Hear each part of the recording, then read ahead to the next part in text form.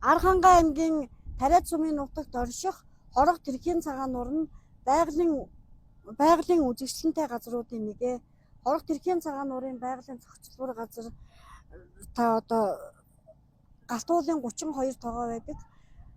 Сумын хэмжээнд 32 тоогоо байдаг. Үүнээс 7 тоогоо нь одоо энэ хоргох ойр орчим байдаг.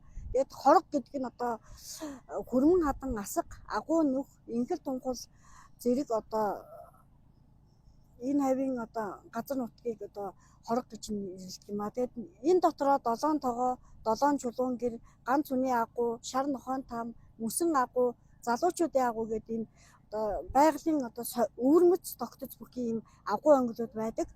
Мөн эдгээрээс гадна одоо самар жимс, цэцэг навч, эмийн ургамлууд, цэцэг навч, эмийн ургамлууд нь одоо өнгө алаглан одоо ургасан байдаг юм а.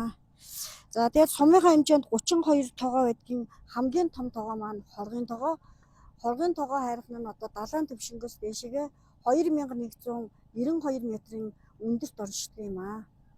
За тэгээд гүнээрээ 150 м орчим, диаметр нь 250-аас 400.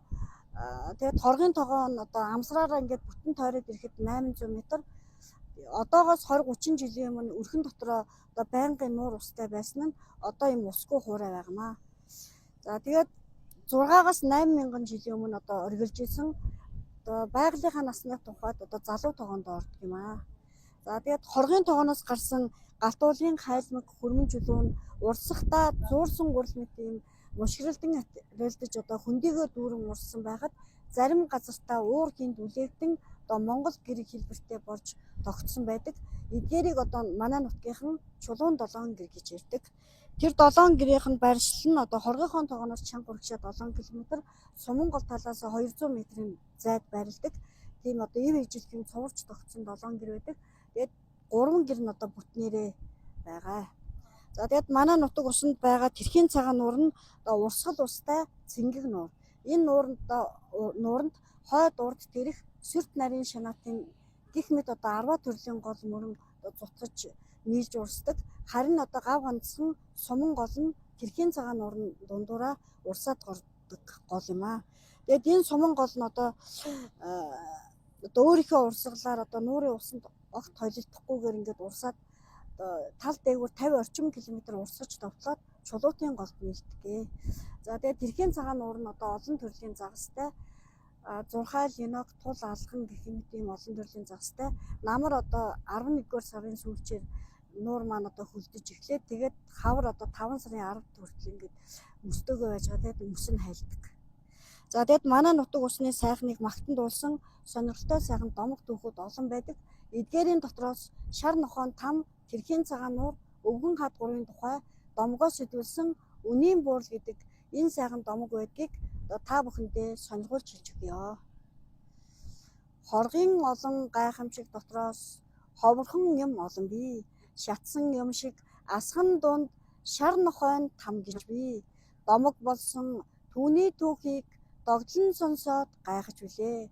Эрт урдын нэгэн цагт эзэрхэх засгийн тэр үед хатуу сэтгэлд харгис ноён өөрийн ам ганц охин өтөлтлөө тижээсэн шар нохой хоёрыг өршөөлдөө багтаан харилдаг байжээ.